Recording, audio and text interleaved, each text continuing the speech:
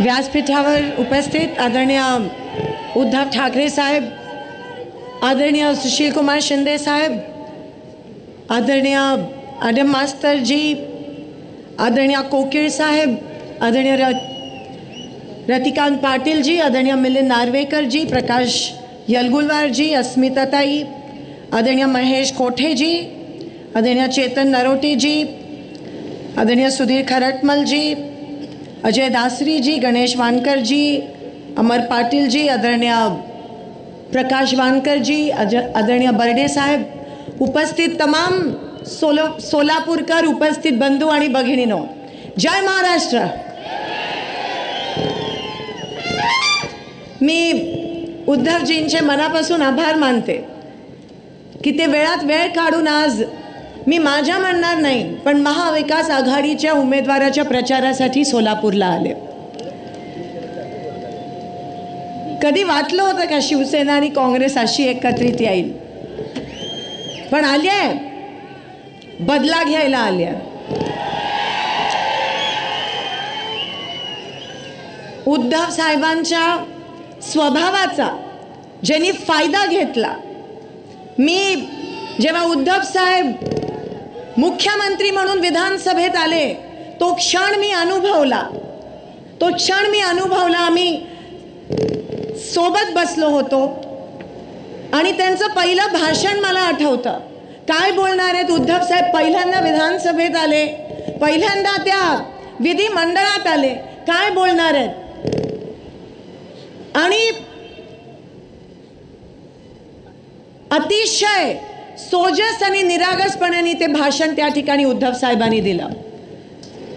आपण म्हणतो हिंदू हृदय सम्राट त्यांचा पुत्र, आणि तिथे येऊन तुमच्या शिपाई सारखं त्यांनी त्या ठिकाणी भाषण दिलं।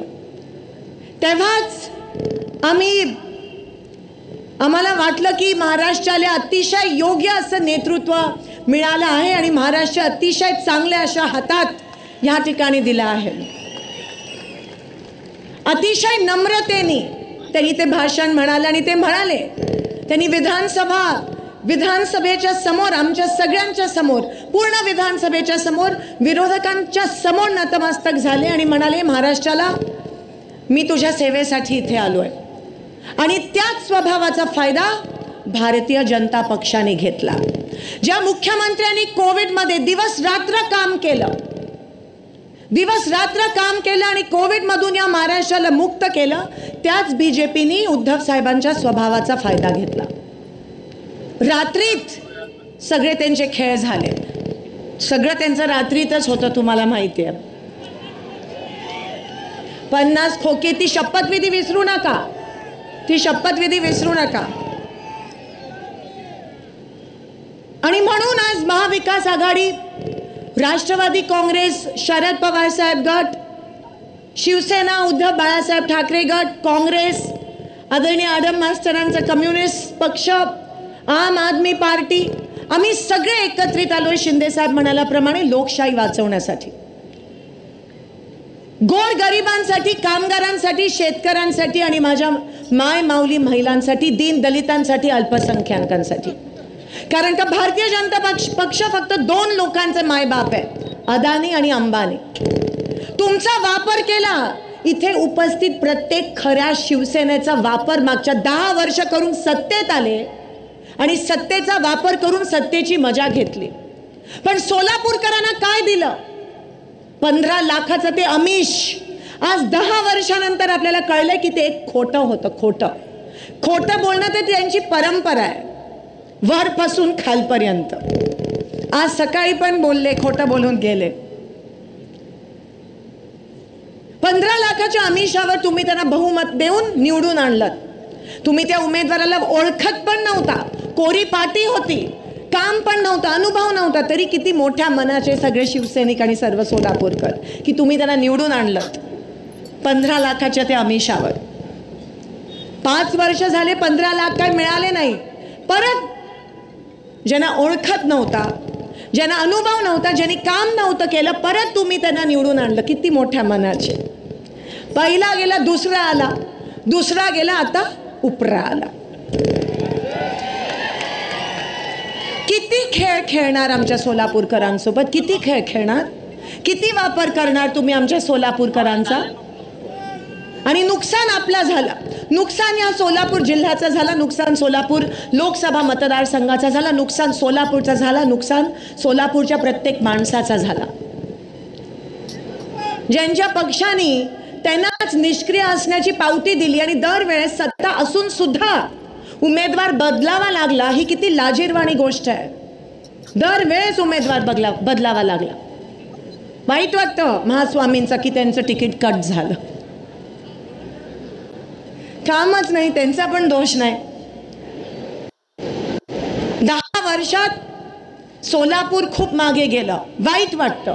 एक विमान सेवा सुरू नाही करू शकले. एक विमान सेवा चिमणी पाडली. 10 महिने होत आहेत चिमणी पाडून आणि अजूनपर्यंत ह्यांचं टेक ऑफ आणि लँडिंग होत आहे.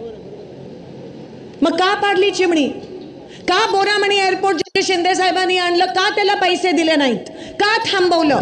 काम तर केलं नाही, पण झालेली कामं पण बिघडवली. बोरामणी एअरपोर्ट थांबवलं. NTPC वरून दुहेरी पाईपलाईन येणार होती, ती पण थांबवली. उद्धव साहेब, आज सोलापूर शहराला 8 दिवसाआड पाणी मिळतं. एवढी वाईट परिस्थिती कधीच नव्हती सोलापूर शहरावर. हे पाप भारतीय जनता पक्षाचं आहे.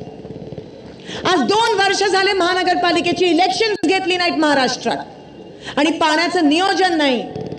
आज 8 दिवसाआड पाणी येतं.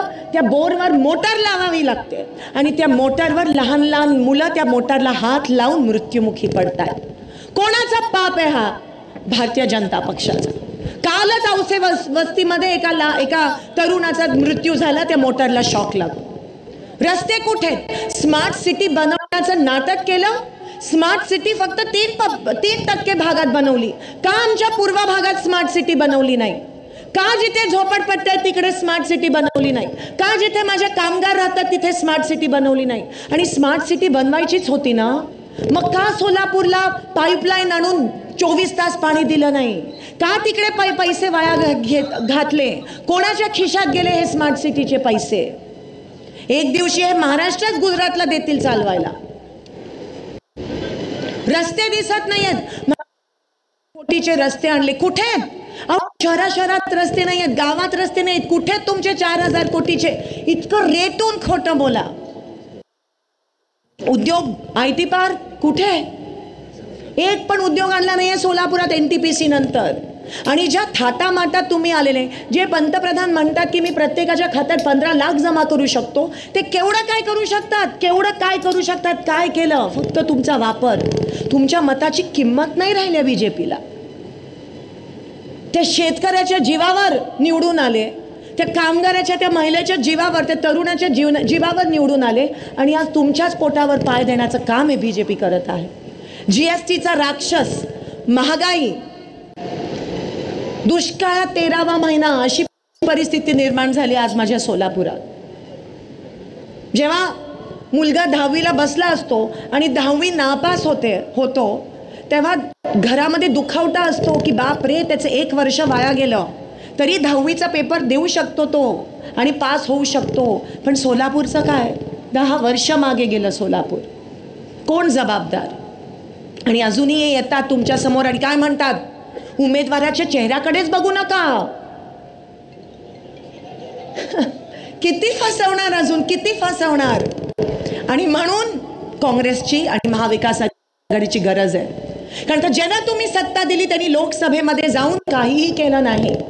त्यांनी खासदारकी वाया घालवली, लोकशाहीचा अपमान केला, तुमचा अपमान केला.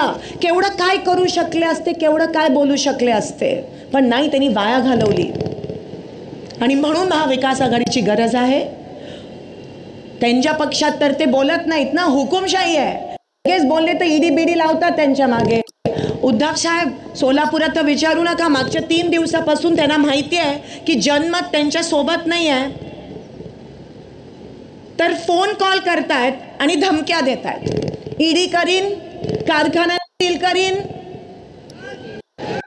केस टाकीन, अरेस्ट करीन, मागच्या सगळ्या केसेस चालू करीन. फक्त धमकीचं राजकारण चालू आहे इथे. म्हणजे कसं? म्हणजे त्यांचे नेते असे धमकी देत आहेत, मोठे मोठे नेते अहो महाराष्ट्र चालवा, इकडे धमकी काय देत बसलायत आणि सोलापूरची एकी बिघडवली ना तर खबरदार, हे 4 हुतात्म्यांचं शहर आहे. कोणी बाहेरचं येऊन आमची एकी नाही बिघडू शकत. धर्म जात पात ह्याच्या पुढे यांना काही सुचत नाही. समाजामध्ये तेढ नावण्याचं पाप भाजप करते. एकीकडे शेतकरी उपाशी मरतोय, दुसरीकडे माझी माय माऊली वण रेशन दुकानात फिरते, तिथे तिला धान्य मिळत नाही, रॉकेल बंद केलंय, पाणी मिळत नाहीये आणि तुम्हाला हे सुचतंय. शी, लोकांमध्ये तेढ, महागाई, 300 रुपयाचं 1200 रुपये, कसं काय जगतोय माझा कामगार आणि तुम्हाला हे सुचतं.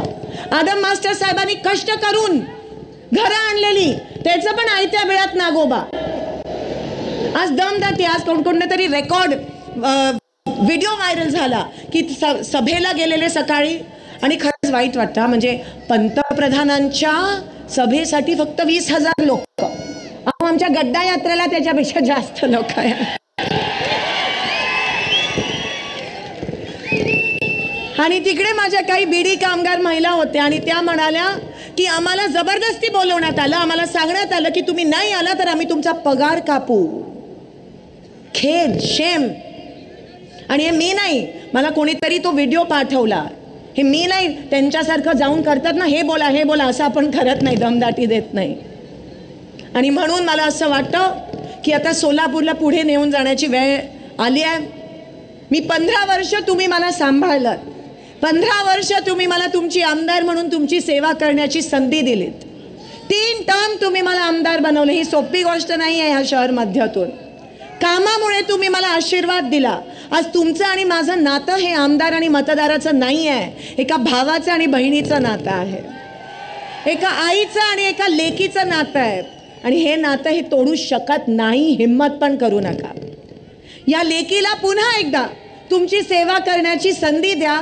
युद्ध आहे, मतदारसंघ खूप मोठा आहे, 500 गावं भेट करून मी आले आहे.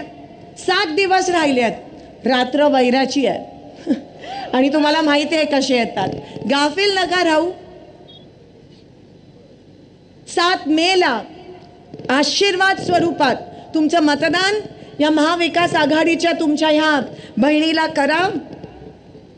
मी 1 नंबरवर आपलं त्या ठिकाणी बटन आहे आणि आशीर्वाद देऊन पुन्हा एकदा तुमची सेवा करण्याची संधी आणि अहोभाग्य मला द्या. एक वेळेस ही लढाई माझ्यासोबत लढा, पुढची सगळी लढाई मी सक्षमपणे तुमच्यासाठी एकटी लढायला तयार आहे. या सोलापूरच्या प्रतिज्ञा, प्रणितीच्या प्रतिज्ञा, पहिली प्रतिज्ञा सोलापूर जिल्हा दुष्काळ मुक्त करणारच. दुसरी प्रतिज्ञा सोलापूर खड्डे मुक्त करणारच.